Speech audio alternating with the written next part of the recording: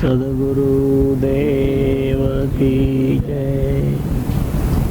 સાહેબના અનેક શિષ્યોમાં એક શિષ્ય બલખ બુખારાના બાદશાહ હતા.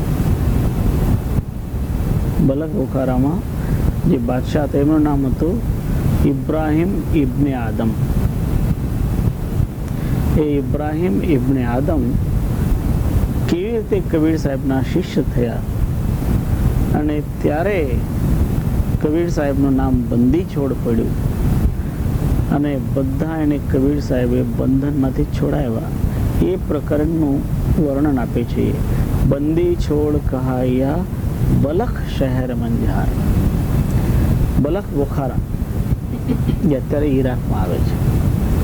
કબીર સાહેબ કાશીથી ઈરાક ગયા હતા. એ પ્રસંગ એવો છે કે જે ઇબ્રાહિમ હતા, ઇબ્રાહિમ ઇબ્ને આદમ એ એમનું નામ, એમને ભાવના જાગી કે મારે અલ્લાહનો સાક્ષાત્કાર કરવો છે, મારે અલ્લાહને જોવા છે. એને એવો ભાવ કેમ જાગ્યો? કારણ એના પિતા હતા, ઇબ્રાહિમ ઇબ્ને આદમના જે પિતા હતા એ દરવેશ હતા. અને દરવેશ એટલે ફકીર. હવે ફકીરનો દીકરો પછી બાદશાહ કેમ થયો? તો એનો પ્રકરણ તમને થોડુંક સમજાવી દઉં તો તમને થોડોક ખ્યાલ આવે. આ ઇબ્ને આદમ ઇબ્રાહિમના પિતા જે દરવેશ એ ભિક્ષા કરવા નીકળ્યા. જવાન હતા, ભિક્ષા કરવા નીકળ્યા. તો ભિક્ષા કરવા નીકળ્યા તો ત્યાં બલખ શહેરમાં જે બાદશાહ હતા એમની દીકરી રાજકુમારી, એને એક જ દીકરી, એ એક જ દીકરી જ્યાં ઊભી હતી ત્યાં એ ગયા ભિક્ષા માટે. પછી એને એ દીકરી સાથે જોતા જોતા એને અને એ દીકરીને એને જોઈને પરસ્પર આકર્ષણ પેદા થઈ અને એ ભાઈએ ભિક્ષા માંગી. તો એ દીકરી કહે કે હું લઈ આવું છું. એટલામાં ત્યાં રાજા એ બાદશાહ આવ્યા, એ દીકરીના પિતા આવ્યા. તો એ ફકીરને કહે કે તને શું જોઈએ છે? તો કહે કે મને તમારી દીકરી જોઈએ છે. અરે ભાઈ, મારી દીકરી સાથે તારે નિકાહ કરવો હોય તો તારે મરઘીના ઈંડા જેવડા મોટા મોટા બે હીરા આપવા પડે એમાં મહેરમાં. કારણ મુસલમાનોમાં મહેર હોય, એ મહેર ચૂકવવાની હોય છે વરરાજાએ. અને તો કહે કે મારી દીકરી એમને એમ હું કોઈ સામાન્ય માણસને નહીં આપું, જે મરઘીના ઈંડા જેવડા મોટા મોટા હીરા આપે ને એને આપો. તો એને એમ કે આ તો ફકીર છે, ફકીર શું કરી શકવાનું? તો એ ફકીર કહે કે ભલે તમે ઊભા રહો, હમણાં લઈ આવું છું. અને ફકીર ત્યાં નદી કાંઠે ગયા અને નદી કાંઠે ઊભા રહીને, દરિયા કાંઠે ઊભા રહીને ખૂબ પ્રેમથી બંદગી કરી, ભાવથી બંદગી કરી. અને એને હાથમાં લીધેલા હતા બે મરઘીના ઈંડા જેવડા મોટા મોટા નદીના કાંઠે હોય ને ગોલ ગોલ પાંગણા, તે ગોલ ગોલ પાંગણા એને ઉપાડ્યા હતા અને ભાવપૂર્વક બંદગી કરી. પરમાત્માની એવી મહેર થઈ કે એ બે હાથમાં જે પથરા પકડ્યા હતા ને એ બે હીરા થઈ ગયા અને એ લઈ આવ્યો અને એને હીરા રાજાને, બાદશાહને આપ્યા. તો બાદશાહે હીરા લઈ લીધા. હવે આવા હીરા તો એને જોયે કે ભાઈ આવા હીરા કોઈ દિવસ જોવા નહીં મળે, મરઘીના ઈંડા જેવડા મોટા મોટા, અને આ લઈ આવ્યો તો કંઈક ચમત્કાર જરૂર છે. એટલે એને કહ્યું કે ભલે ભલે, હું તમારી સાથે મારી દીકરી પરણાવીશ. પછી પરણાવવાની તારીખ નક્કી થઈ અને તારીખ જ્યારે નક્કી થઈ તો આ સુલતાનનો કોઈ પોતાની દીકરી એને પરણાવવાનો વિચાર નહોતો, પણ દીકરી એને પરણવા માંગતી હતી. દીકરી એને પરણવા માંગતી હતી અને એને પરણાવવાનો વિચાર નહીં. એટલે એને શું કર્યું કે આપણને એને પરણાવવું ન પડે એના માટે એમ કરીએ કે એને એ દીકરીને ઝેર આપી દીધું. પરણાવવાને જે દિવસે પરણાવવાની હતી એના આગલા દિવસે એને ઝેર આપ્યું અને એ દિવસે ઝેરના કારણે વ્યાકુળ થઈને દીકરી ગુજરી ગઈ. તો જ્યારે આ ભાઈ આવ્યા પરણવા માટે ત્યારે સુલતાને કહ્યું એ તો ગુજરી ગઈ, જો એની નનામી નીકળે છે. જ્યારે આવ્યા એ પરણવા માટે ત્યારે એની નનામી નીકળતી હતી. હવે આ જે દરવેશ હતો એ દરવેશને એની સાથે એટલી મોહબ્બત હતી કે કહે કે ભલે, તો એ નનામી સાથે સાથે ગયા. હવે મુસલમાનોમાં શું હોય છે કે કબ્રમાં દાટી દેવામાં આવે, તો એ કબ્રમાં રાજકુમારીને કબ્રમાં દાટી દીધી પછી તો એ થોડા દિવસ પછી આવે ને ચણે ને બધું કરતા હોય. એટલે આ દરવેશ ત્યાં છુપાઈને રહ્યો કે ભાઈ આ જ્યારે દાટીને નીકળી જાય ને મને મોકો મળે ત્યારે હું આને ખોલીને એમાંથી કઢાવી લઈશ. દરવેશના મનમાં એમ. હવે એ જે રાજકુમારી હતી એને દાટેલી, તો એના શરીર ઉપર ઘરેણા, જ્યારે રાજકુમારી હતી ને તો એની ખબર ચોરોને લાગેલી, ભાઈ આ જે રાજકુમારીને દાટવામાં આવ્યા છે. તો થોડાક ચોર આવ્યા હતા. હવે જ્યારે ચોરોને આવતા જોયા હતા, દરવેશ એક ઝાડની પાછળ છુપાઈ ગયો અને આ ચોર ત્યાં આવી ગયા અને ચોરોએ એ ખાડો ખોદ્યો. શેના માટે? એ ઘરેણા ચોરાવવા માટે. કારણ રાજકુમારી અને જેમ જેમ એ ઘણા ઘરેણા એવા કે શરીરમાં ટાઈટ ફસાયેલા, અને એમ ટાઈટ ઉતારતા ગયા અને એના કારણે એ દીકરીનો ઝેર ઉતરી ગયો. ઘરેણા ઉતારતા ઉતારતા એનો ઝેર ઉતરી ગયો અને એને પછી આમ તેમ હાથ ફેલાવ્યા. જ્યારે હાથ ફેલાવ્યા તો એ જે દરવેશ હતો પાછળ છુપાયેલો, એને કહે આ તો જીવિત છે. એટલે એ મોટી લાકડી લઈને દોડતો આવ્યો અને એને દોડતો આવેલો જોઈને ચોર બધા ભાગ્યા. ચોર જ્યારે ભાગ્યા તો એ દીકરી તો કહે કે મને તો બાપાએ તેજી દીધી, અને આ દરવેશ એને કહે કે તારો મારી સાથે નિકાહ ન થાય એટલા માટે તને આમ કરેલો. તો કહે કે હા, હવે મારે રાજાના ત્યાં મહેલમાં જવું નથી. અને બે જણા ત્યાંથી નીકળી ગયા. એક નાના ગામડામાં રહીને બે જણા પરણીને ત્યાં રહ્યા. અને એમનો સંતાન એ ઇબ્રાહિમ ઇબ્ને આદમ. પછી એ ઇબ્રાહિમ ઇબ્ને આદમ જ્યારે બાળક રીતે થોડા મોટા થયા, આ બાજુ બાદશાહ ગુજરી ગયા. એના બા જીવિત હતા. હવે એને કઈ ખબર જ નહીં કે મારી દીકરીનું આવું થઈ ગયું, શું થયું, એને કઈ ખબર નહીં. અને આ બાજુ એ દીકરો 10-11 વર્ષનો થયેલો અને એ એક કાજી પાસે જતો હતો. તો એ રસ્તામાં એ જે રાજાની રાજમાતા હતી એને જોયું, અરે આ તો એકદમ મારી દીકરી જેવો દેખાય છે. કારણ એના દીકરીનો અણસાર એમાં પૂરેપૂરો આવતો હતો. એટલે પછી એને જઈને દાસીને કહ્યું એ બાળકને બોલાવી લાવો. અને બાળકને બોલાવ્યા તો પછી એને બધી ખબર પડી, રાજમાતાને બધી ખબર પડી. એટલે જ્યારે એને બધી ખબર પડી કે અરે આ તો મારી દીકરીનો દીકરો છે. અને પછી તો એની દીકરીને પણ મળી રાજમાતા, અને પછી એને બીજો કોઈ હતો નહીં એટલે એને બાદશાહ બનાવી દીધા. અને એવી રીતે એ બન્યો બાદશાહ. એનું નામ ઇબ્રાહિમ ઇબ્ને આદમ. એટલે ઇબ્રાહિમ આદમ પણ કહેવાય.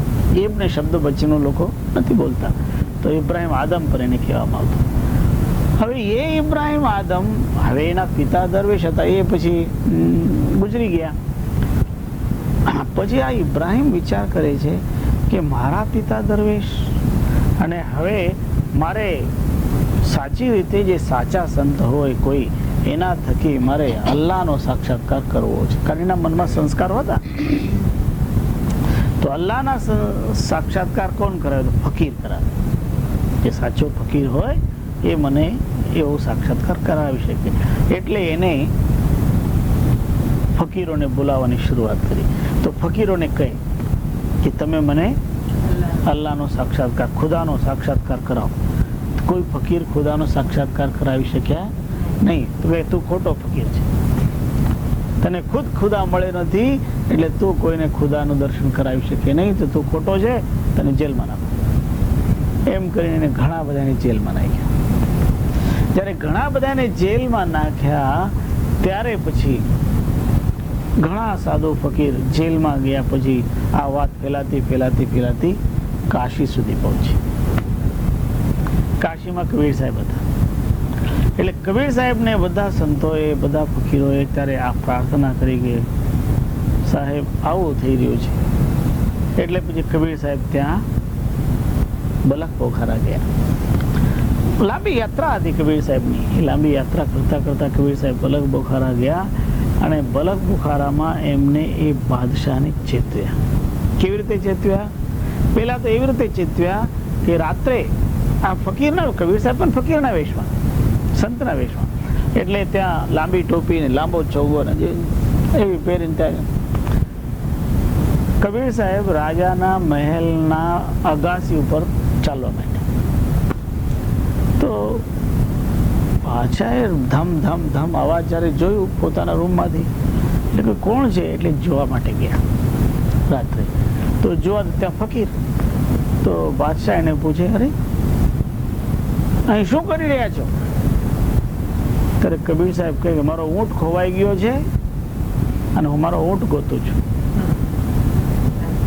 તો બાદશાહ કહે તમારો ઊંટ ક્યાં ખોવાય? કોઈ જંગલમાં ખોવાય?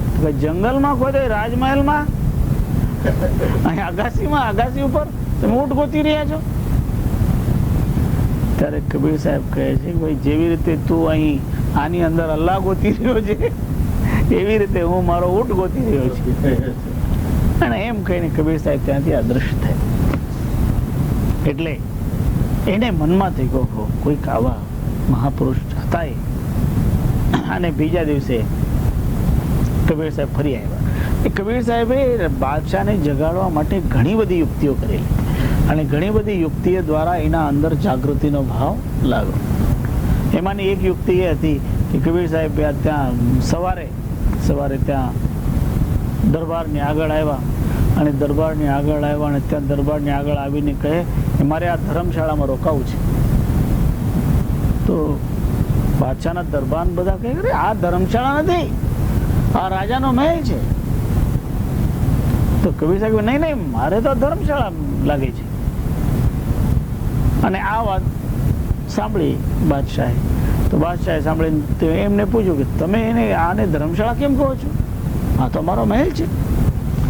ત્યારે કબીર સાહેબ કહે છે કે ભાઈ જો ધર્મશાળા કોને કહેવાય? જેમાં એક ટ્રાવેલર આવે, રોકાય ને જાય ને પછી બીજો આવે ને એ રોકાય ને જાય.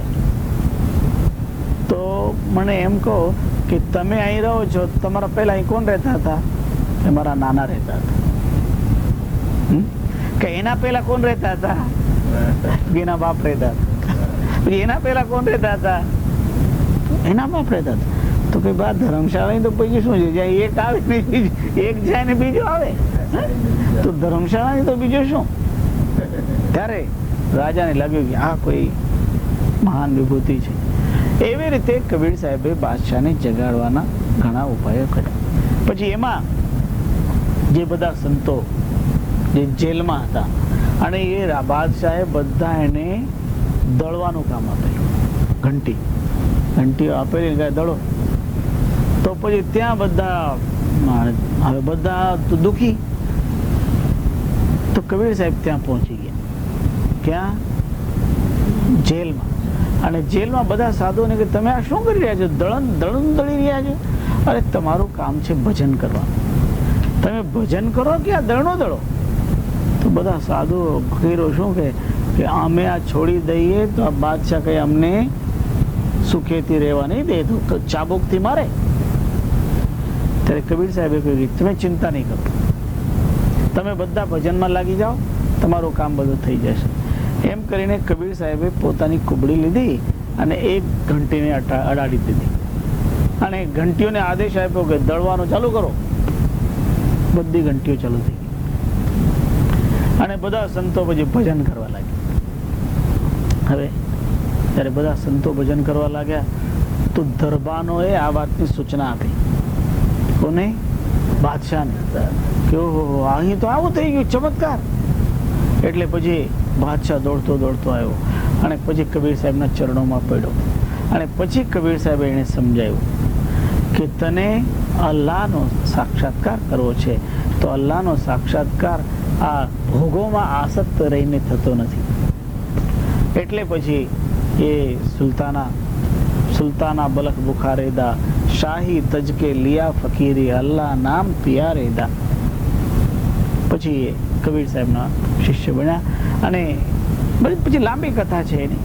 તો એ પ્રસંગ છે બંદી છોડ કહાય. કેમ કે બધા સંતોને બંધનમાંથી છોડાવ્યા, એટલે બધા સંતોએ કબીર સાહેબનું નામ રાખ્યું બંદી છોડ.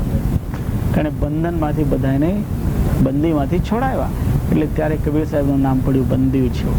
બંદી છોડ કહાયા બલખ શહેર મંઝાર, છૂટે બંધન ભેખ કે ધન ધન કહે સંસાર. એક નામ તે દિવસે કબીર સાહેબનું પડ્યું બંદી છોડ કબીર. અને બંદી છોડ એટલે બંધનમાંથી છોડાવે તે. આ જીવાત્મા પણ અનેક પ્રકારના બંધનમાં પડાયેલો હોય છે, અને અનેક પ્રકારના બંધનમાં જકડાયેલા જીવાત્માને સદગુરુ બંધનમાંથી મુક્ત કરવા માટે આવ્યા છે. એટલે સદગુરુ કબીર સાહેબનું આગમન જ આ ધરતી ઉપર એટલા માટે થયેલું કે જે હંસજનો બંધનમાં પડ્યા છે એમને બંધનમાંથી બહાર કાઢવા, એટલા માટે. અને કબીર સાહેબના હંસજનો કેટલા? તો ભવજલ મેં બહુ કાગ હૈ, કોઈ કોઈ હંસ હમાર. કબીર સાહેબ કહે કે આ દુનિયામાં કાગડા બહુ, આ દુનિયામાં કાગડા બહુ, કોઈ કોઈ હંસ હમાર, અમારા હંસ કોઈ કોઈ છે. અને કોઈ કોઈ છે એ જ્યારે સૂતેલા હોય તો એમને જગાડું.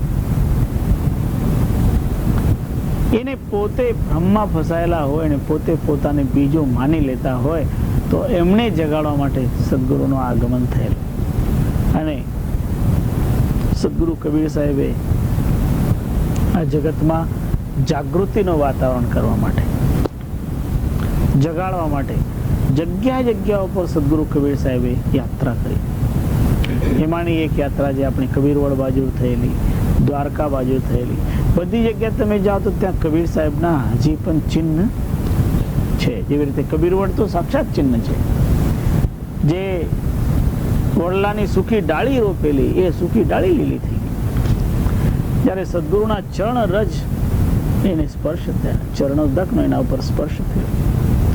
તો એવી રીતે મહાપુરુષોની કૃપાથી માનવીના જીવનમાં પણ દુઃખરૂપી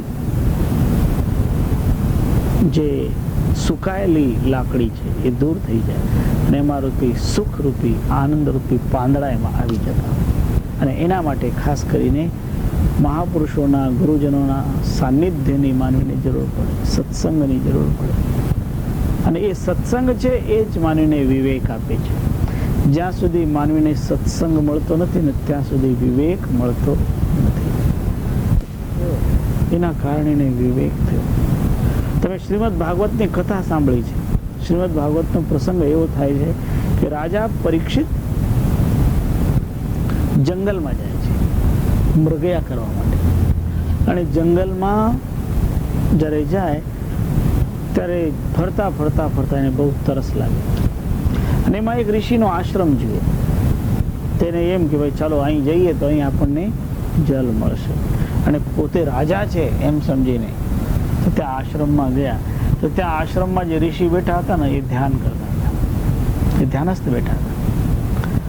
હવે એ ધ્યાનસ્થ બેઠા હતા એટલે એમને રાજા આવે કે કોઈ આવે એને કઈ ખ્યાલ નહીં, એ તો સમાધિસ્થ હતું. અને રાજા પરીક્ષિતને જવાબ નહીં મળે. 2, 3, 4 વખત રાજા એને જગાડવાની કોશિશ કરી, પણ ઋષિ તો એકદમ ધ્યાનસ્થ હતા. તો રાજાને ક્રોધ આવ્યો, કારણ રાજાને વિવેક નહોતો. અને ક્રોધ આવ્યો, વિવેક ન હોય એને ક્રોધ આવે. વિવેકી માણસ તો ક્રોધને ગળી લે, કારણ ક્રોધથી નુકસાન જ થતું હોય, કોઈ દિવસ ફાયદો થતો નથી. એટલે ક્રોધને ગળી જવામાં જ આનંદ હોય. પણ એ રાજાને તો સત્સંગ મળ્યો નહોતો, અને એના કારણે એને ક્રોધ આવ્યો. અને ક્રોધ આવ્યો તો એને શું કર્યું? ત્યાં બાજુમાં જ એક જંગલમાં સર્પ મરેલો પડેલો. એ મરેલો સર્પ એ ઋષિના ગળામાં નાખી દીધો, અપમાન કરવાની દ્રષ્ટિએ.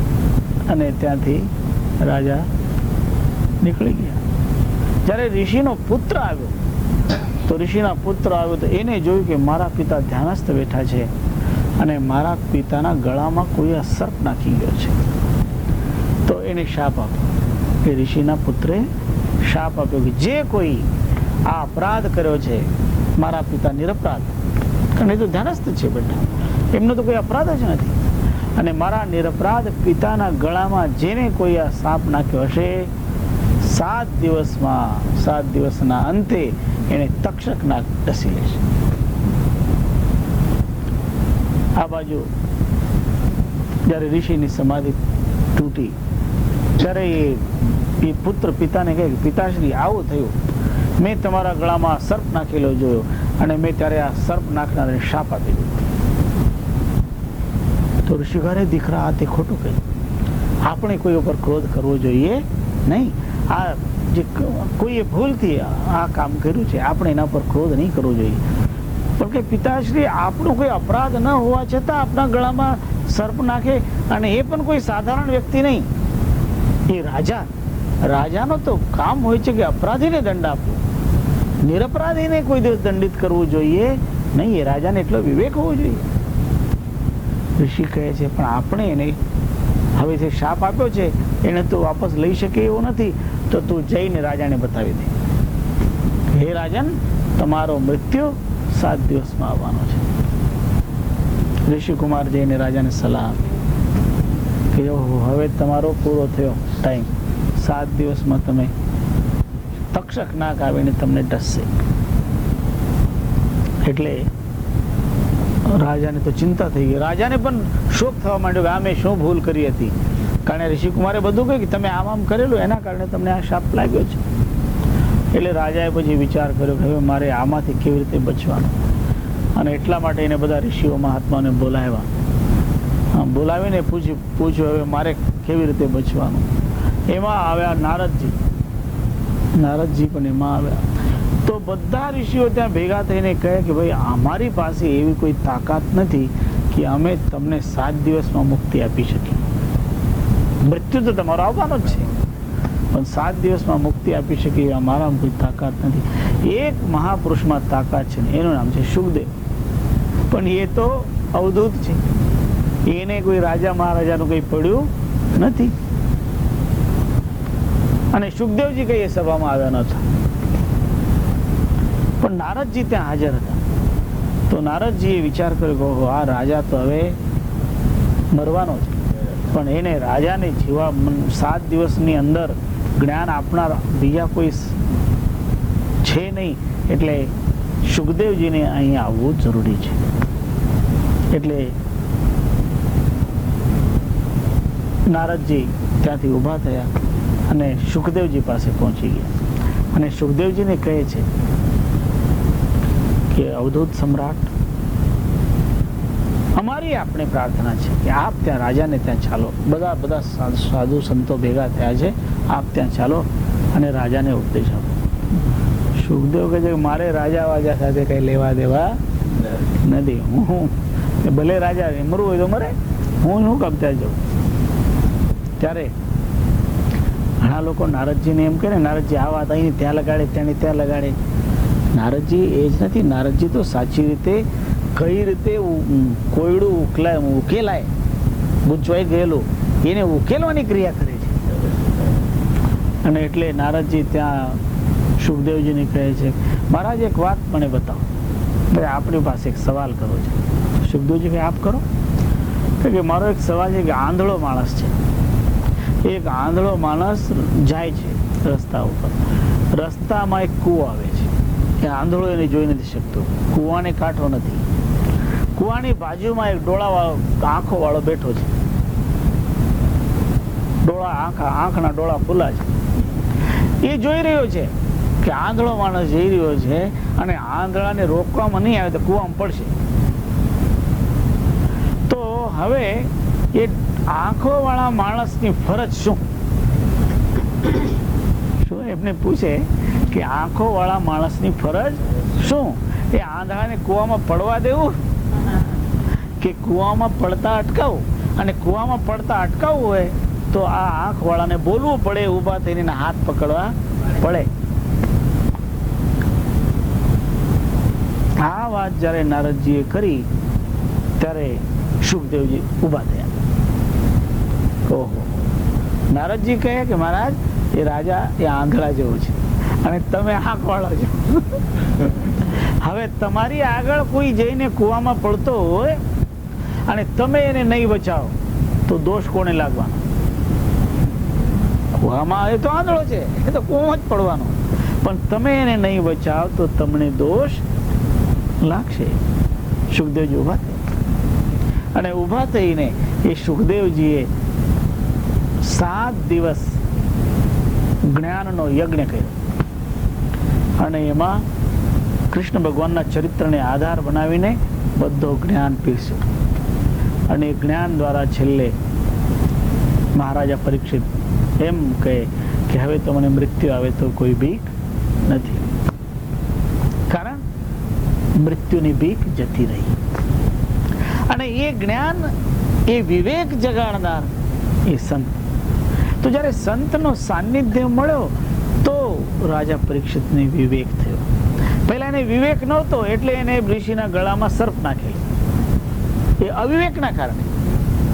જ્યારે માનવીના જીવનમાં વિવેક ન હોય તો માનવી ખોટા કર્મ કરી શકે, પણ જ્યારે એના જીવનમાં વિવેક આવે તો એનાથી ખોટા કર્મ થાય નહીં, એનાથી બચવાનું થાય. અને એવી રીતે રાજા પરીક્ષિત સંતોના સાનિધ્યના કારણે અવધૂત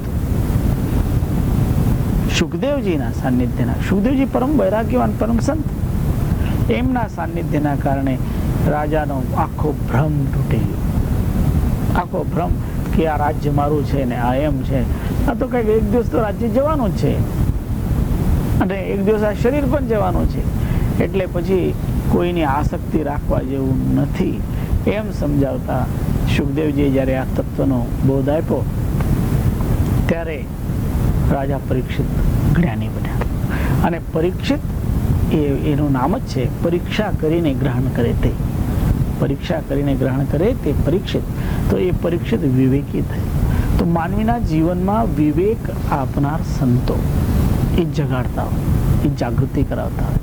અને એવા જેને જેને જીવનમાં કંઈક મેળવ્યું છે તો કોઈ સંત મહાપુરુષોની કૃપાથી વિવેક મેળવ્યો અને વિવેક કરીને સાચી રીતે જીવનમાં પૂરેપૂરી સફળતા માનવીને મળી શકતી હોય છે. દરેક જગ્યાએ વિવેક વાપરવો પડે. વ્યવહારમાં વિવેક, આપણા આહારમાં વિવેક, આપણે કેટલું ઊંઘવાનું એની બાબતમાં વિવેક. બહુ વધારે ઊંઘવાનું પણ યોગ્ય નહીં, બહુ વધારે જાગવાનું એ પણ યોગ્ય નહીં. એટલે તો કહેવાય યુક્ત આહાર વિહારસ્ય યુક્ત સ્વપ્નાવબોધશ્ચ. યુક્ત આહાર, યુક્ત વિહાર, યુક્ત સ્વપ્ન, યુક્ત અવબોધ એટલે જાગૃતિ. માનવીના જીવનમાં એ યુક્તિયુક્ત હોવું ઉચિત. કોઈ પણ અતિ ન થાય. અતિ સર્વત્ર વર્જયે. અતિશય ભૂખા રહેવું એ પણ બરાબર નહીં, અને અતિશય ખાધા કરવું એ પણ બરાબર નહીં. માપસર, પ્રમાણસર, મર્યાદામાં રહીએ. અને એ મર્યાદાનું જ નામ વિવેક છે. દરેક કામમાં મર્યાદા હોય અને બરાબર કરવામાં આવતું હોય તો એ કામ સારું થઈ જાય. એક ગોલ છિદ્ર હોય અને એમાં 4 ખૂણા વાળો ખૂંટો ઠોકવા જાવ તો એ બરાબર ફિટ બેસે નહીં. 4 ખૂણા વાળો છિદ્ર હોય ને એમાં ગોલ ખૂંટો ઠોકવા જાવ તો એ બરાબર બેસે નહીં. પણ 4 ખૂણા વાળો છિદ્ર હોય ને એમાં 4 ખૂણા વાળો બરાબર તમે બેસાડો તો આ બધી વસ્તુઓ ત્યારે જ ફિટ થતી હોય, કારણ એ માપસર હોય.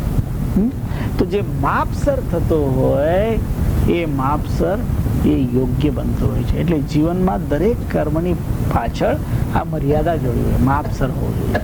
અને જેમ જેમ માનવી માપસર જીવન શરૂ કરે, શું કરવાનું, શું નહીં કરવાનું, કેવી રીતે કરવાનું, અને કોઈ પણ કાર્યને શ્રેષ્ઠ બનાવવા માટે શું કરવું, આ બધા વિવેક કરીને જે ચાલે ને તો એના જીવનમાં એની મેળે સફળતા આવતી હોય છે. સમયની ઓળખ હોવી જોઈએ માનવીની, પરીક્ષા કરતા આવડવું જોઈએ.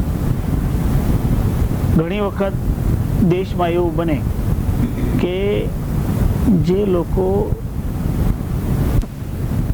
એ ઠગ લોકો આવે અને સોનું દેખાડે, પહેલા લોકોને સોનું દેખાડે કે અમારી પાસે બહુ સોનું છે અને અમે એમને છે ને અમારે વેચી નાખવું છે, પણ એ છે ને ઇલીગલ છે. શું કહે છે કે ઇલીગલ છે અને આ બધા બિસ્કુટ આવેલા છે ને ધાન ચોરીના પકડાયેલા છે ને મારી પાસે આવેલા છે ને, અને તમારે લેવા હોય તો, અને એમાં એકાદ બિલકુલ એક અસલી સોનું હોય, એકાદ બતાવે ને એ કટકો અસલી બતાવે કે આ છે, તમારે પરીક્ષા કરવી હોય ને તમે પરીક્ષા કરાવી લો.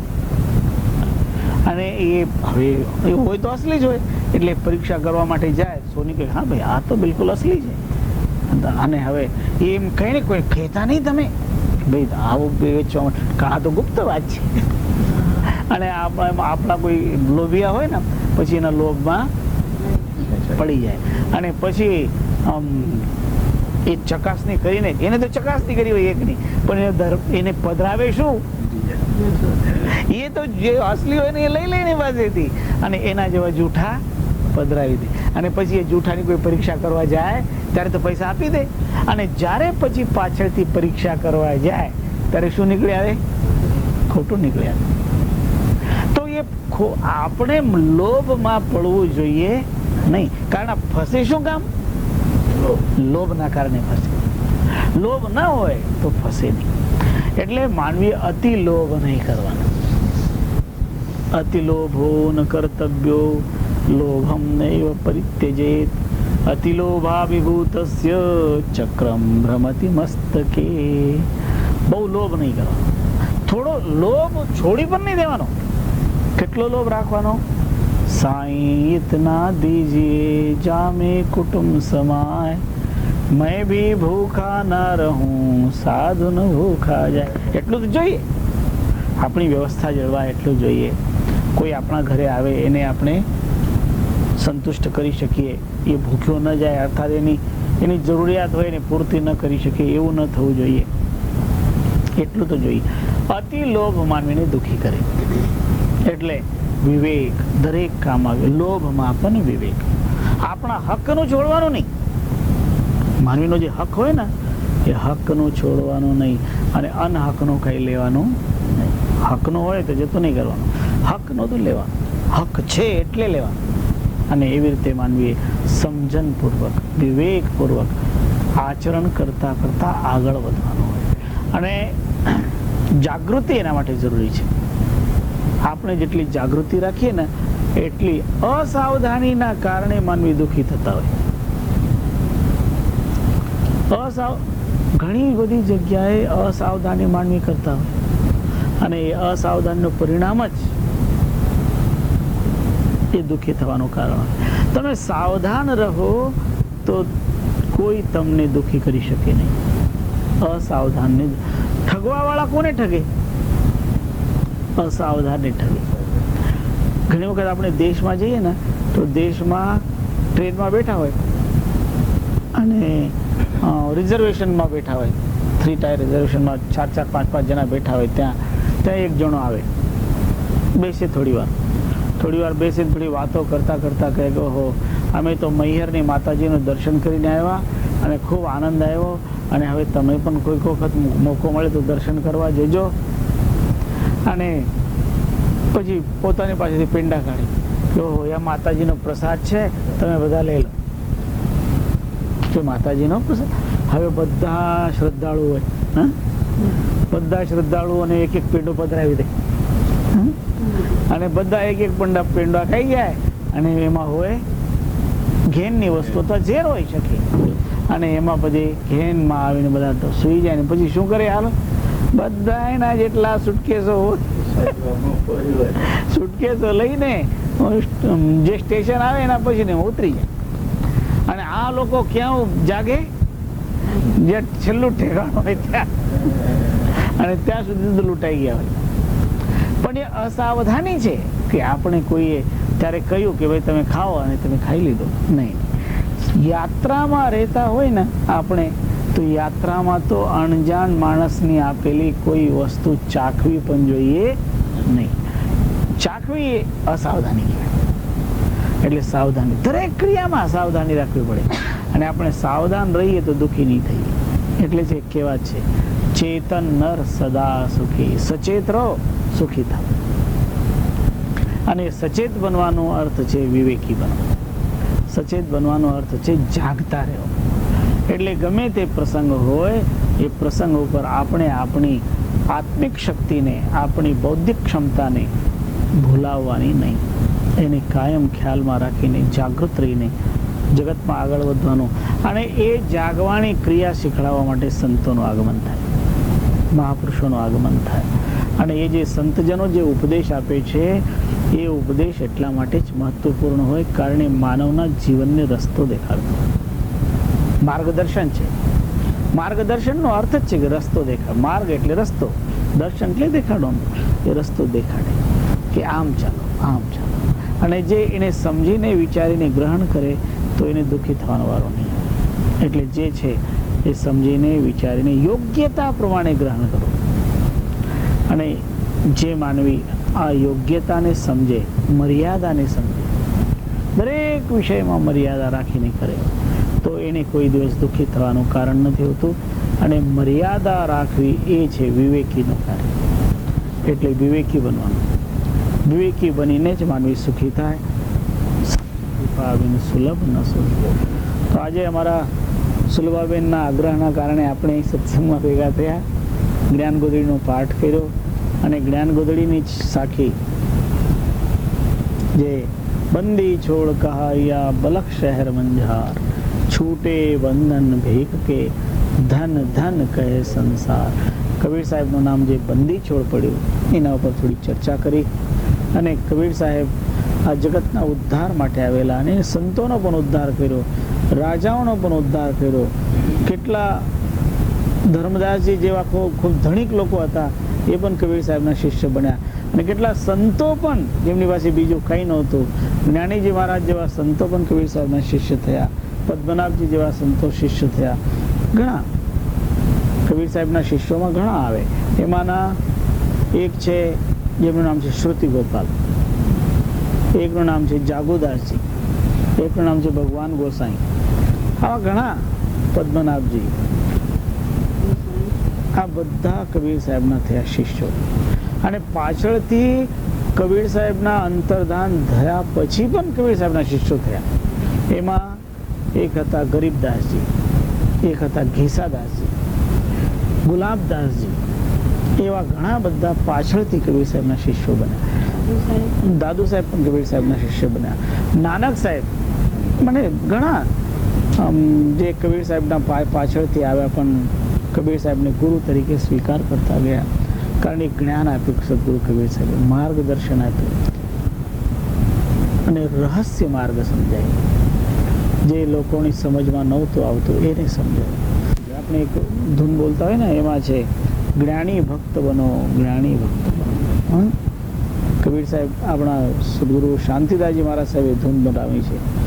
સત્ય નામ ભજો, સત્ય નામ ભજો, સાચા સંત થવા, સત્ય નામ ભજો, સત્ય નામ ભજો, સત્ય નામ ભજો, સાચા સંત થવા, સત્ય નામ ભજો. બંદી છોડ કહો, બંદી છોડ કહો, બંદી છોડ કહો, બંદી છોડ કહો, બંદી છોડ કહો, બંદી છોડ કહો, બંદી છોડ કહો, બંદી છોડ કહો. જીવન મુક્ત થવા બંદી છોડ કહો, જીવન મુક્ત થવા બંદી છોડ કહો. સત્ય નામ ભજો, સત્ય નામ ભજો, સાચા સંત થવા, સત્ય નામ ભજો, સત્ય નામ ભજો, સત્ય નામ ભજો, સાચા સંત થવા સત્ય નામ ભજો. ગુરુ જ્ઞાન ગ્રહો, ગુરુ જ્ઞાન ગ્રહો, ગુરુ જ્ઞાન ગ્રહો, ગુરુ જ્ઞાન ગ્રહો, ગુરુ જ્ઞાન ગ્રહો, ગુરુ જ્ઞાન ગ્રહો, ગુરુ જ્ઞાન ગ્રહો, ગુરુ જ્ઞાન ગ્રહો. જ્ઞાની ભક્ત થવા ગુરુ જ્ઞાન ગ્રહો, જ્ઞાની ભક્ત થવા ગુરુ જ્ઞાન ગ્રહો. સત્ય નામ ભજો, સત્ય નામ ભજો, સાચા સંત થવા સત્ય નામ ભજો, સત્ય નામ ભજો, સત્ય નામ ભજો, સાચા સંત થવા સત્ય નામ ભજો. વૈરાગી બનો, વૈરાગી બનો, વૈરાગી બનો, વૈરાગી બનો, વૈરાગી બનો, વૈરાગી બનો, વૈરાગી બનો, વૈરાગી બનો.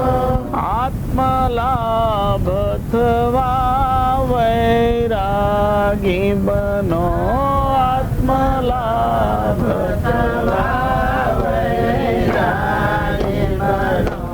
સત્ય નામ ભજો, સત્ય નામ ભજો, સાચા સંત થવા સત્ય નામ ભજો, સત્ય નામ ભજો, સત્ય નામ ભજો, સાચા સંત થવા સત્ય નામ ભજો. સર્વે સંગત જો, સર્વે કુસંગત જો, સર્વે સંગત જો, સર્વે કુસંગત જો, સર્વે સંગત જો, સર્વે કુસંગત જો, સર્વે સંગત જો, સર્વે કુસંગત જો. નિર્મોહિત થવા સર્વે સંગત જો, નિર્મોહિત થવા સર્વે સંગત જો. સત્ય નામ ભજો, સત્ય નામ ભજો, સાચા સંત થવા સત્ય નામ ભજો, સત્ય નામ ભજો, સત્ય નામ ભજો, સાચા સંત થવા સત્ય નામ ભજો. શાંતિ ધીર ધરો, શાંતિ ધીર ધરો, શાંતિ ધીર ધરો, શાંતિ ધીર ધરો, શાંતિ ધીર ધરો, શાંતિ ધીર ધરો, શાંતિ ધીર ધરો, શાંતિ ધીર ધરો. સત્ય સાધનમાં શાંતિ ધીર ધરો, સત્ય સાધનમાં શાંતિ ધીર ધરો.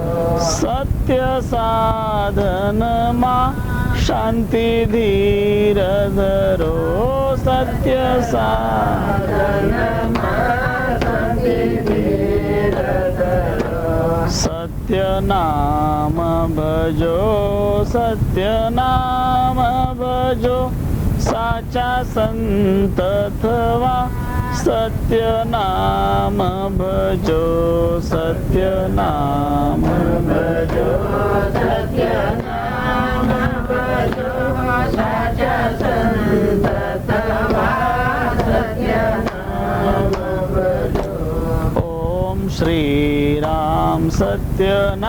नाम सोहम गुरु राम। ओम श्री राम सत्य नाम सोहम गुरु राम। ओम श्री राम सत्य नाम सोहम गुरु राम। ओम श्री राम सत्य नाम सोहम गुरु राम। ओम श्री राम सत्य नाम सोहम गुरु राम। ओम श्री राम सत्य नाम सोहम गुरु राम। ओम श्री राम सत्य नाम सोहम गुरु राम। ओम श्री राम।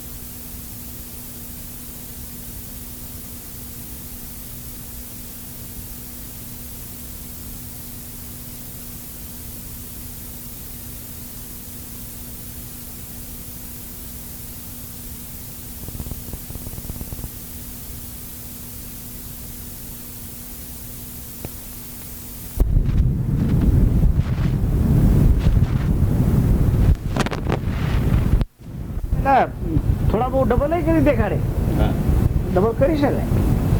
અને પછી જે છે કેવી રીતે ડબલ કરે? જો માનો કે એની અંગૂઠી હોય, કે લાવ તમારી અંગૂઠી, તમને મારા વાત પર વિશ્વાસ નથી ને, તમને હમણાં ડબલ કરી દો. અને તેની પાસેથી અંગૂઠી લે અને એ જોઈએ કે એ કઈ પ્રકારની અંગૂઠી છે, બધું પહેલાં બધો પ્લાન જ કરેલો હોય પહેલાંથી. અને પછી અંગૂઠી લે અને એની પાસે એક જોડી હોય, એ જોડી નાખે. એની પહેલાં દેખાડે, પણ જો આમાં કાંઈ નથી ને, જોઈ લે કાંઈ નથી, પછી એમાં નાખી દે. અને પછી અગડમ બગડમ સગડમ સગડમ આ મંત્રો બોલે. એમાં એવું આકાશ બાંધો, પતાલ બાંધો, બાંધો ચમકી કુડિયા, ઘણા બધા મંત્રો હોય છે. આ બધા મંત્રો બોલતા હોય. હા, અને પછી મંત્રો બોલીને પછી એમ કહે હવે કાઢ. એમાંથી કાઢે તો 2 અંગૂઠી નીકળે. એની એક નાખેલી હોય ને તો 2 નીકળે. તો આ ડબલ થઈ જાય કે તારે જેટલો હોય ઘરમાં બધું લઈ આવ. અને પછી લઈ આવે કે આ ગળામાં ગળો હોય કે થેલી હોય, થેલીમાં રાખ અને આંખો બંધ કર, હું હમણાં મંત્ર બોલું. કારણ થાય જોવાનું નહીં, તો જોઈશ તો થશે નહીં. એને આવી પીવડાવે પણ તારે જોવાનું નહીં. અને હું મંત્રો બોલું અને પછી મંત્રો પહેલાં થોડા જોરથી બોલે, પછી ધીમે ધીમે ધીમે ધીમે મંત્ર સ્લો કરે, કારણ કે તારે બિલકુલ જોવાનું નહીં, શાંત ભાવથી બેસી જાય. હવે બસ, કારણ આ મોટી રકમ છે, સાવચેતી રાખવાની હોય, નહીં તો પછી આ જતી રહે. એને કહે અને એમ કરીને ભાઈને જરા બેસાડી દે, આંખો બંધ કરીને, અને પોતે ચૂપચાપ ઉભા. હવે હા બસ. પછી એને તો એમ કે ભાઈ મારી સામે જ છે બધું. અને પછી જયારે આંખો ખોલે તો જે કઈ નહીં સામે કાંઈ. એવા બહુ ઠગ હોય છે, ઠગોની ચક્કરમાં નહીં પડે. કારણ કબીર સાહેબની એક સાખી આવે છે, જે જોગી પોતે ભોગમાં આસક્ત હોય તો એને જોગી કહેવાય નહીં. પછી જે પોતે જ દર્દથી પીડાતો હોય અને બીજાને કહે કે હું તમારા દર્દ મટાડું, તો એને ડોક્ટર કહેવાય નહીં. પછી કહે પોતે ભીખ માંગતો હોય અને તમને કહે કે તમારા પૈસા ડબલ કરી આપો, એનો ભરોસો કરાય? કિમિયા હો કે ભીખ માંગે એને તે ના પતિ આવડે. તો કબીર સાહેબ બહુ સરસ રીતે આપણને સમજાવે, કહે કે જાગૃત રહો, ઠગોના ચક્કરમાં પડતા નહીં. કારણ જે ઠગોના ચક્કરમાં પડે એ ઠગાઈ જ જતા હોય છે. અને ઠગ એવી મીઠી મીઠી વાણી બોલતો હોય, તમને ભોળવી લે, અને તમે એની વાતોમાં એવા વાતો મીઠા કરતા હોય, કારણ એની વાતોની તો બધી કમાણી હોય એની. અને એવી વાતો કરી કરીને ભોળવી નાખે. એટલે આપણે બહુ જાગૃત રહેવું જોઈએ અને આવા ઠગોના ચક્રમાં પડવાનું. અને એનું મૂળ કારણ છે લોભને છોડી દેવું. બસ લોભને તમે છોડો એટલે તમે કોઈ ઠગના ચક્કરમાં પડો નહીં. આપણે લોભના કારણે એટલે કેવા છે, જ્યાં લોભિયા હોય ત્યાં દુતારા ભૂખે મરે નહીં. દુતારા હોય ત્યાં કોઈ દિવસ ભૂખ્યા નહીં મરે જ્યાં લોભી. કારણ લોભિયાનું હમણાં એક ન્યૂઝમાં હતું કે અમારા ત્યાં જામનગરમાં નોકરી આપવાના પ્રલોભનમાં કેટલા એને લૂંટીને ગયો કે લાવ તમારા આટલા 1000 રૂપિયા તમે જમા કરો, તમને નોકરી આપવામાં આવશે, તમને ત્યાં ગલ્ફમાં નોકરી મળશે. તમારે આમાં બધા કરીને બધા પાસેથી ઉઘરાવ્યા. હા, દુબઈ મોકલવાના પાછળ, દુબઈ મોકલવા. પછી ઘણા એને છે ને સસ્તા ભાવે વસ્તુ આપવાના ભાવે એમાં છેતરાય.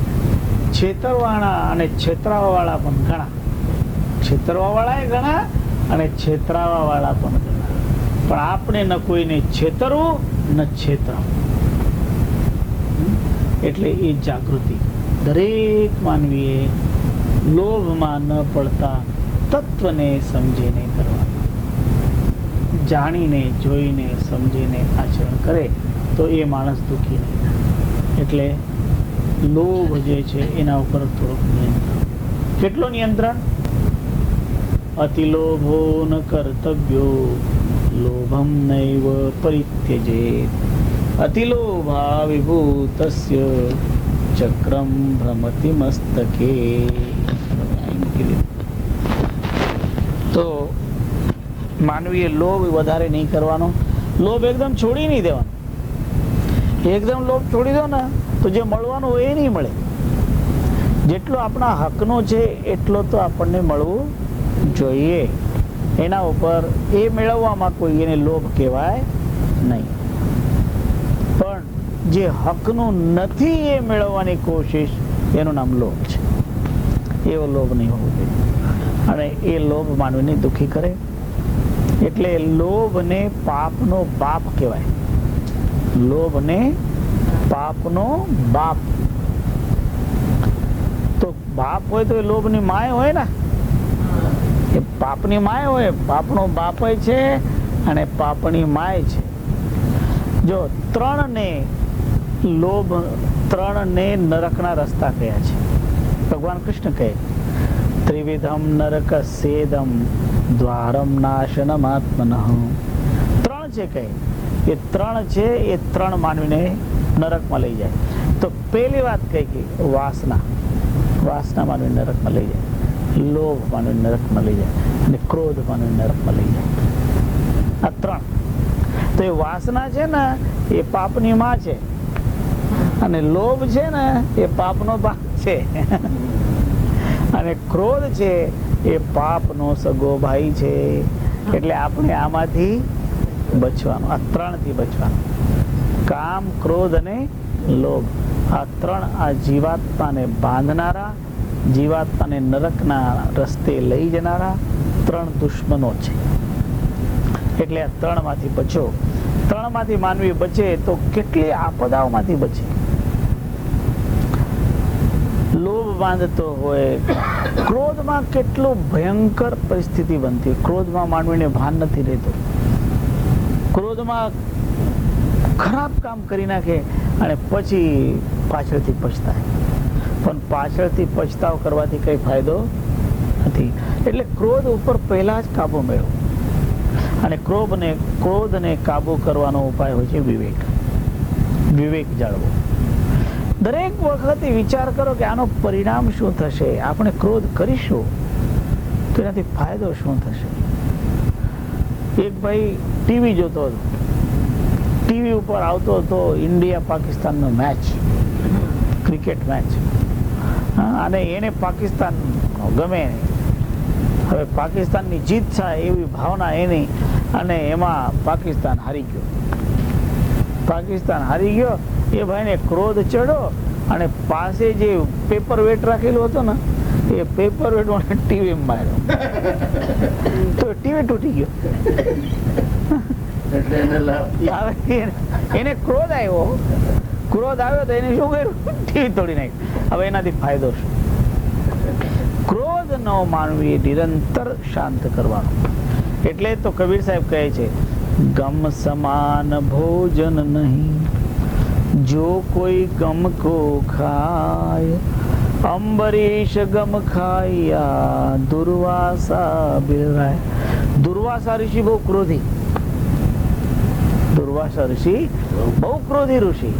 અને અંબરીશ રાજા હતા ને બહુ શાંત ભક્ત હતા. તો એ પ્રસંગ છે, તમે કદાચ સાંભળ્યું હોય કથા. તો રાજા અંબરીશ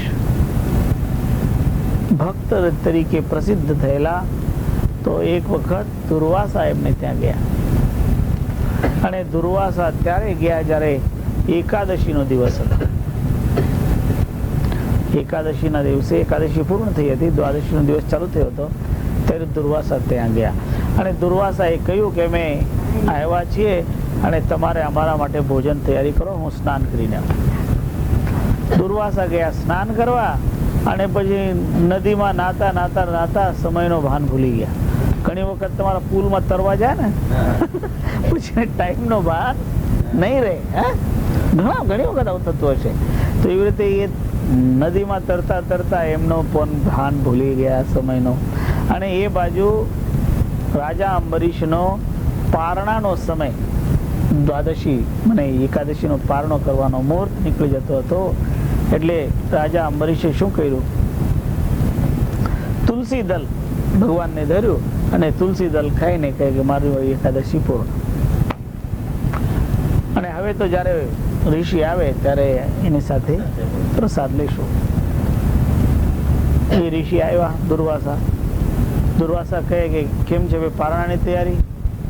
તો અંબરીશ રાજા કે મહારાજ પારણો તો થઈ ગયો, કારણ ટાઈમ આપણો મુહૂર્ત મળી. કારણ હું આવ્યો ને તે પારણો કર્યો, તે મારો અપમાન કર્યો. અને તો ક્રોધી ઋષિ એટલે જટા તોડીને જમીન ઉપર ફટકી. એ જટામાંથી ત્રિજ્યા ઉત્પન્ન થઈ, એક રાક્ષસી પેદા થઈ. અને એ રાક્ષસી અંબરીશ રાજાને મારવા માટે દોડી.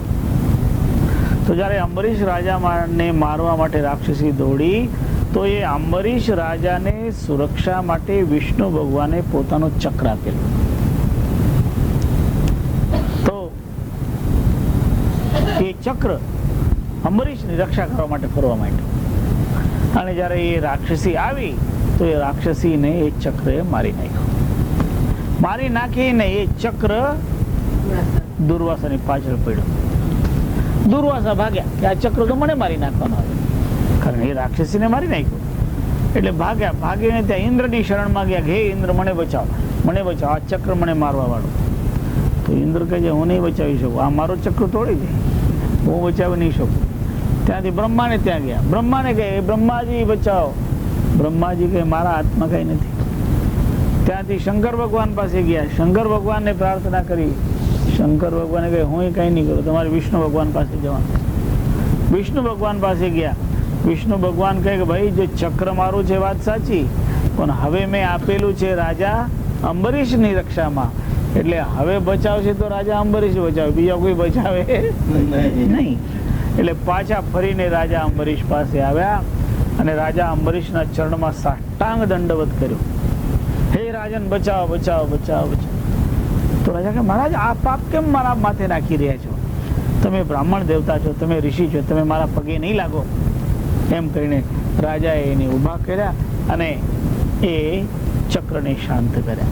ત્યારે કબીર સાહેબે આનો ઉલ્લેખ કર્યો.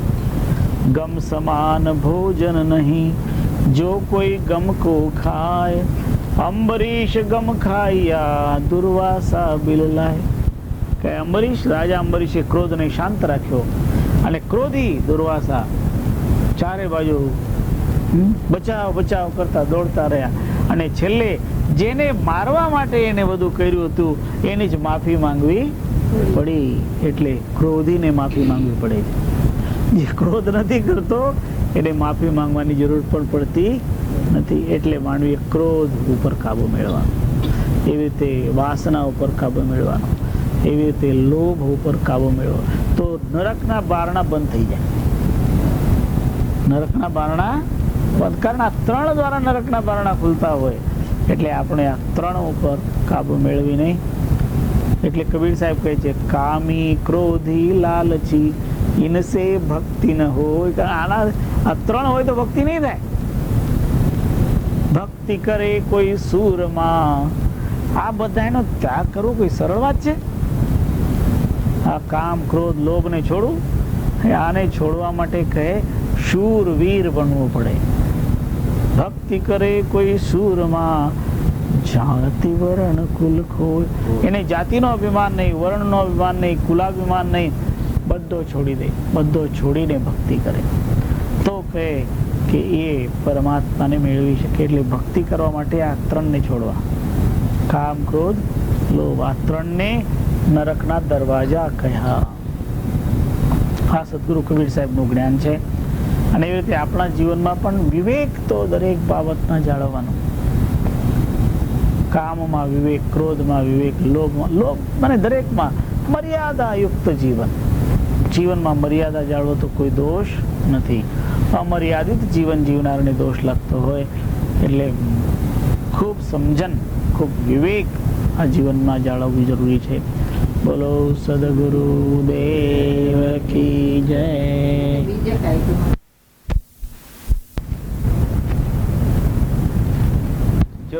આવે ત્યાં જાય. આપણે કોઈના ઘરે જઈએ અને એ ઘરમાં ના હોય તો પછી શું થાય? હા, આવું જ થયું. આજે અમે એક જગ્યા ગયા અને બારડું કકડાયું, ખિડકીમાં પણ ઠોકઠાક કર્યું, કોઈ અંદર નહોતું. જ્યારે કોઈ અંદર ના હોય તો પછી આપણને જેમ આવે, જો આવે ત્યાં જાય, ખાલી વાર. તો એવી રીતે થાય. પણ આ જીવનમાં તો ઘણી બધી પરિસ્થિતિઓ બનતી હોય અને દરેક પરિસ્થિતિમાં માનવી આપણી મનની સમતુલા જાળવવા. કોઈ વખત મળે, કોઈ વખત નહીં મળે, અને કોઈ વખત અચાનક આપણે જઈને મળીએ તો બહુ રાજી થઈ જાય કે ઓહો અચાનક આવ્યા, આવો અમારે ઘરે આવો તો અમને બહુ આનંદ થાય. ઘણા એવા આપણને મળે અને ઘણા એવા મળતા તમે ફોન કર્યા વગર કેમ આવ્યા? આવાય મળે. આટલી જગતમાં તો દરેક પ્રકારની માનવી, દરેક પ્રકારના માનવી હોય, પણ જે હોય માનવીએ વિચાર કરીને ચાલવા. વિચાર કરવું, જ્ઞાનપૂર્વક ચાલો બહુ જરૂરી છે. એટલે સમજણ, અને સમજણ મેળવવા માટે તો સત્સંગ છે. સત્સંગનો હેતુ શું છે? કે માનવીને સમજણ આપે, જ્ઞાન આપે, માનવીને વ્યવહારની કલા શીખવાડે છે. સત્સંગ છે ને એ જીવન જીવવાની કલા બતાવે. આપણું જીવન કેવી રીતે જીવવાનું. તમે જેમ સંતો આપણને કહે કે પાણીમાં રહો પણ પાણીનો સ્પર્શ તમે ન થાય. કમળના ફૂલ જેવા બને. કમળનું ફૂલ પાણીમાં જ રહે, પણ કમળનું ફૂલ જ્યારે પાણીમાંથી કાઢો ને તેને ટીપું પાણી ચોટેલું હોય નહીં. પાણીમાં રહેતા હોવા છતાં પાણીનો સ્પર્શ ન થાય. સંતો સો સતગુરુ મોહી ભાવે જો કમલા જલમાં. જેવી રીતે કમલ જલમાં રહે ને એવા કોઈ સદગુરુ, એવા કોઈ સંત બધાની વચ્ચે રહેતા હોવા છતાં એને કોઈ બાંધી શકે નહીં, એને કોઈ આસક્તિ નહીં હોય, અનાસક્ત ભાવ.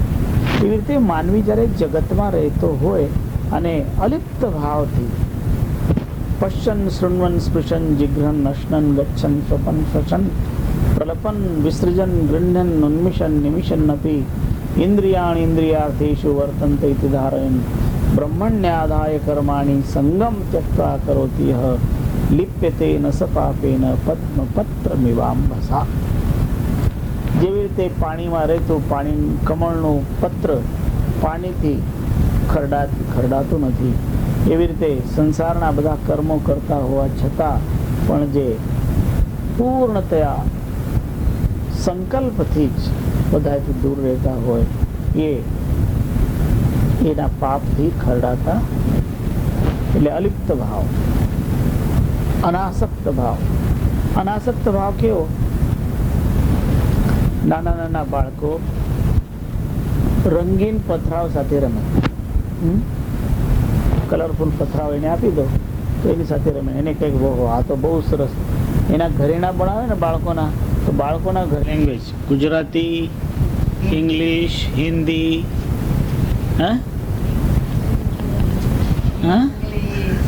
English. Okay. Now we will start our satsang in English.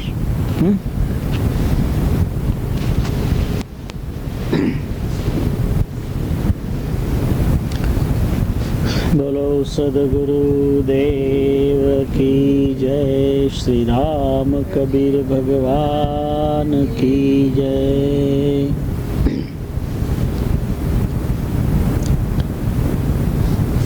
Guru Kabir Sahib taught to this world how we should live here, what kind of qualities, what kind of knowledge we should achieve in this life so we can make our life full of happiness, and how can we share our happiness with others to make everybody happy. सुख के वृक्ष एक जगत्र उपाया, समुझ न परली समझ कुछ माया. सुख के वृक्ष एक जगत रूपाया. Everybody is searching for that tree of the happiness. Sukh is happiness, joy. Everybody is in search of that tree. And everybody wants to pluck the flowers and fruits of that tree of happiness. But how many in reality finds those fruits? In reality, though only those can pick those fruits and flowers who perform their duties very well. There is a very nice saying in Sanskrit language that there are flowers of the gold scattered everywhere on the earth. Flowers of gold scattered everywhere on the earth, but only three kinds of people can pick them. And what are those three kinds of people are? Those who are very knowledgeable, those who are very brave, very enthusiastic, and very courageous. And the third one is those who know how to serve well. These three kinds of people can pick those flowers of gold scattered on this earth. Those who are very knowledgeable, using their knowledge, they can acquire, they can achieve what they want. The same way, those who serve very well, with that help of the service also, they can pick those flowers of wealth. And those who are very courageous, those who are powerful and courageous, those people also. So these are the three qualities, and these three qualities can be in single person, or a person can have one quality of them. But for all that, what one has to do is performing good actions, maintaining good health, trying to achieve more and more knowledge, and improving one's own strength. These are three important things one should do so that person can pick the flowers or the fruits of that tree of happiness, tree of joy. But to do that, what one has to give up? One has to give up the laziness. Because the laziness is like a poison. It's like an enemy. And generally, very few people like to fight that enemy. That is the laziness, because people love to be lazy. And because of their laziness, they cannot achieve the real goal of the happiness. They think that when I am lazy, I am happy. But ultimately what happens? That laziness brings distress. The laziness brings unhappiness. So it is very important to give up the laziness. Alasyo hi manushyanam sharirastho mahan ripu. This is the saying. That laziness is one of the biggest enemy of every person living in himself or herself. Because the laziness doesn't come from outside. It is in oneself. one has to conquer it. And to conquer that, one has to be very active. And to be active, you have to be very thoughtful. And to become a great thinker or think properly, you need a right guidance. Through the right guidance, you start to think properly, and using those thoughts to put in action. There is a very nice saying, you might have heard that. Sow a thought, reap an action. Sow an action, reap a habit. Sow a habit, reap a character. Sow a character, reap a destiny. You can achieve it. But first of all, we must get those good thoughts flowing in our mind. Our intellectual level we want to increase. So only then that level can be increased when you can accumulate more good thoughts. And those good thoughts you receive from the company of good people. Those who have those good thoughts, only they can give you those good thoughts. Who do not have it, how can that person give it?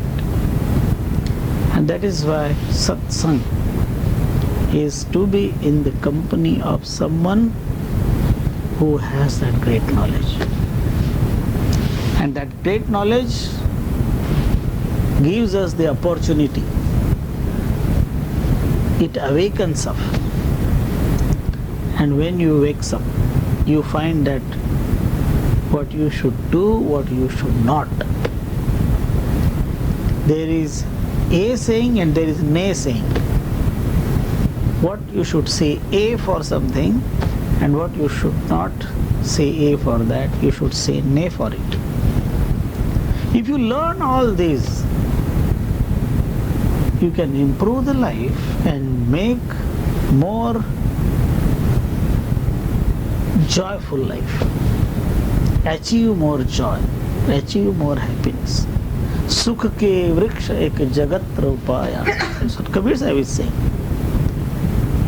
There is a way to achieve that happiness, but we must follow the right path. Because when you are on the right track, you will reach to the destination. But if you choose a wrong track, you will not get to the destination. So the choosing right track is thinking good, putting in our practice all the positive thoughts and removing all the negative feelings. And when I am saying this, the intention is to get rid of that laziness, because that becomes really a big enemy. This is really a very common thing. When a person is told that one should do exercise to maintain good health, because of that laziness, the person does not do the exercise. Which potatoes? They like to eat potato chips more and more. I have some informations to give you. When you and you don't burn the calories, all that calories are going to put you on as your weight and slowly become fat.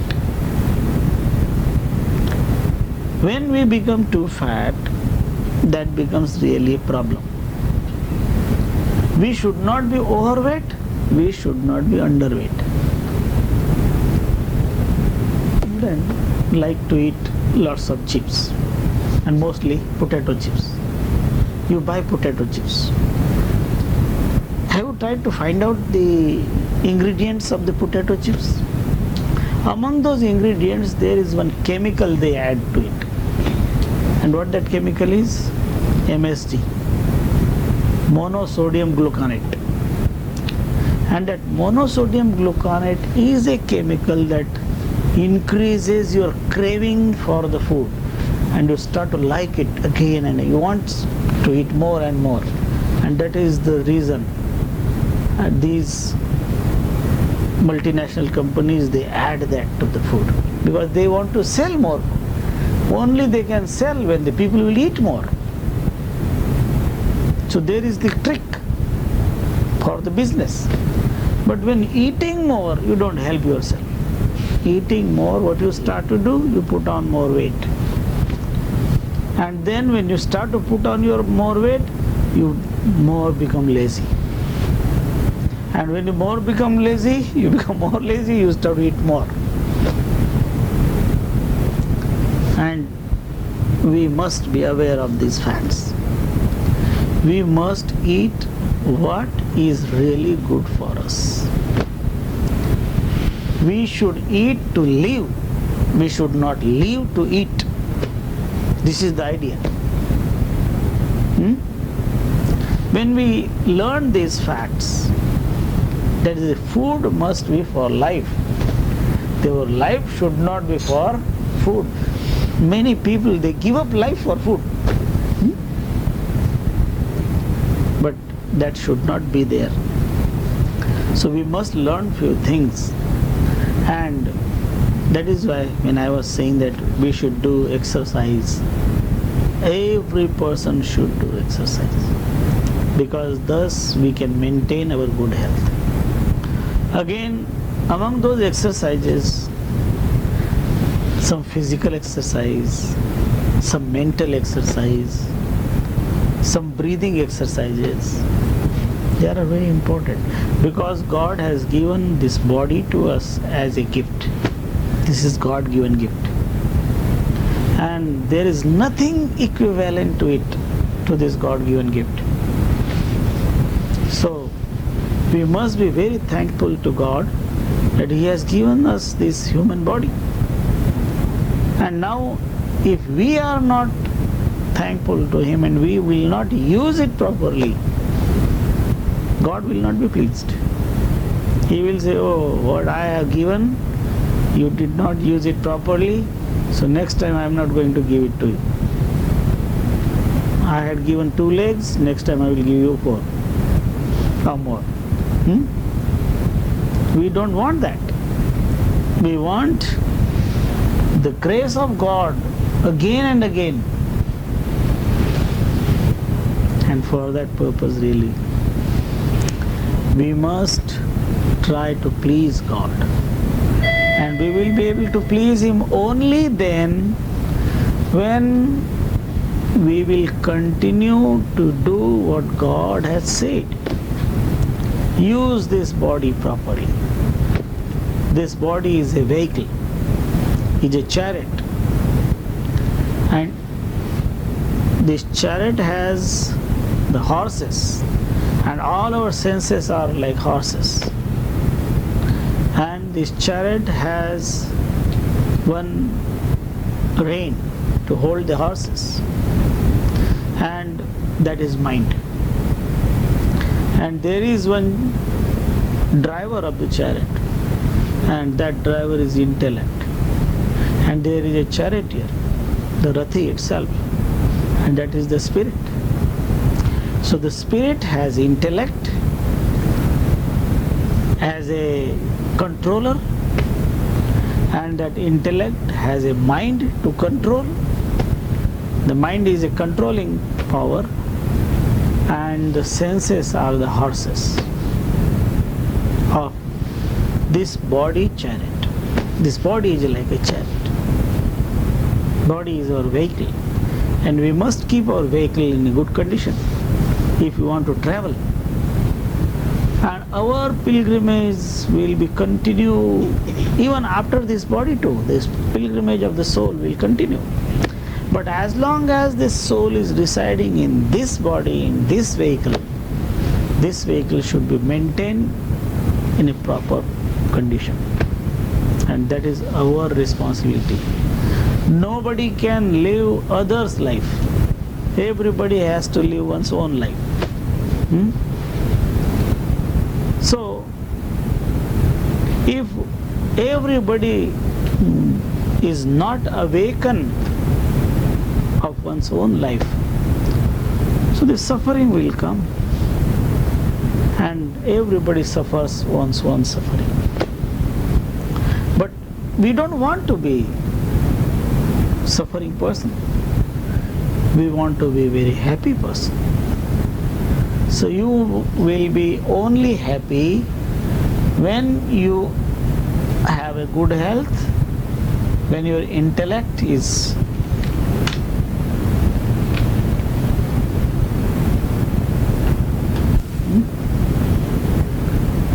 समझाए जाए कि नहीं?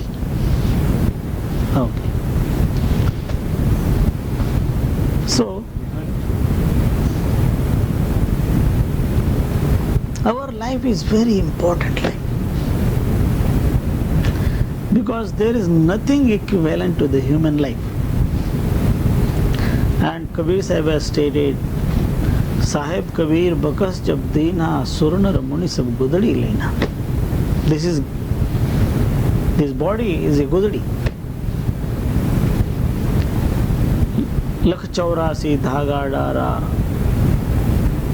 अलख पुरुष जब किया विचारा. God has created all this. Now it is up to us to use it. If we use it properly, then we will be doing our duties. Every person should be a dutiful person. And our duty is towards God, towards ourselves, towards other people too. When we continue on doing our duties properly, we don't have to feel ashamed anywhere. And that is why the message is to improve our good thoughts, to improve our good actions, and ultimately to improve our life. Our life source, which comes from God, we must understand that too. In this world, person needs to have good health. Person wants to be happy in the life, to enjoy the good health. The person wants to achieve so many other things other than health too. And one can do that only when a person learns, starting from the health, then wealth, character, all this step by step. There is a very nice saying, if wealth is lost, nothing is lost.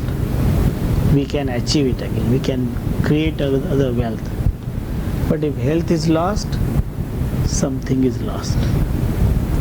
And if character is lost, everything is lost. That is what the saying. So we should not give up our character for wealth. We should not give up our character for health. We should not give up our health for wealth. Generally, that is what people do. For earning more wealth, they don't care for their health. No. We must be aware of our health, because that should be our priority. Always we must pick the priority properly. When you pick the priority, then you find the way. We have to must use our vision really. If you use your vision in a proper way and you distinguish with what to do and what not to do, then and then only you become successful. Mr. Bill Gates was in India. So one Indian journalist asked this question to him, that what is the secret of your success? The journalist asked him this question: what is the secret of your success? Bill Gates answered that question in this way: that I was at the right time at the right place, so I am successful. But the journalist was not satisfied with the answer, so he questioned again, that but there were too many people at the same time at the same spot. They are not successful as you are. So really tell me the secret of your success. Then he said, I took right action. I was at the right time, at the right place, and I took right action. The others didn't. That is why they were not successful like as I am. So the action is important. You may accumulate knowledge, but if you don't put that in your action, that doesn't become really very much helpful. Accumulating informations is just like putting data in the computer. The data is in computer. The knowledge is there. But if a person is not using it, what is the use of the data? The information must be put in practice. And when we put that in practice, then it becomes really a knowledge. Otherwise, those are informations. And the informations will not make any difference to the life. So we want to make the difference in our life. There must be some difference. And for that reason, whatever we learn, we should put that in our practice. Practice is important. Actions are important. And our actions must be right actions. Then we can achieve the goal what we want. That is the right goal. And that is why it is said, when we develop that good character and we sow the good character, we will achieve our destiny. So everybody wants that fruits of the tree of happiness, but there are very few really. They can pick those fruits or flowers. The saying again, there are flower of wealth scattered everywhere on the earth, but only 3 kind of people can pick them. Now, who wants to be among those 3? That person must put his thoughts in the action. And that is why we must learn to do the action, not just to think. Thinking is important, thoughts are important too, but thoughts, when put in the action, they become more important. And learning these things and putting them in practice, we can make our life really joyful, and that should be the goal of our life. That is how we must learn, we should continue. So when I was saying to Brigitta and Bianca, they should exercise, do exercise. So will you do exercise? Huh? Kalyani and Kamali, will you do Kamal?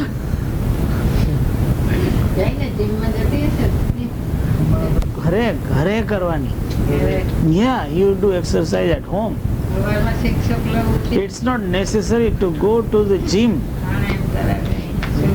Yeah, you can do that at your home. So everybody should learn that. જો હું પોતે exercise કરું છું એટલે કહું છું, હું નહીં કરું તો હું કોઈ કહું નહીં. આપણે સ્વયં આચરણમાં ઉતારવાનું અને પછી બીજાને કહેવાનું. તમારું જીવન તમારું પોતાનું છે અને તમે જ તમારા જીવનને સારું બનાવી શકો અથવા બગાડી શકો. You are your friend and you are your enemy. It is up to you what you want to be. You want to be your friend or you want to be your enemy? If you want to be your friend, be like a friend. And if you want to be your enemy, it's up to you. So enemies means being lazy. But to be friend means to help oneself. Uddhared atmanatmanam atmanam avasadayet atmaiva hyatmano bandhur atmaiva ripuratmana. These are the words said by Lord Krishna to Arjun, that, oh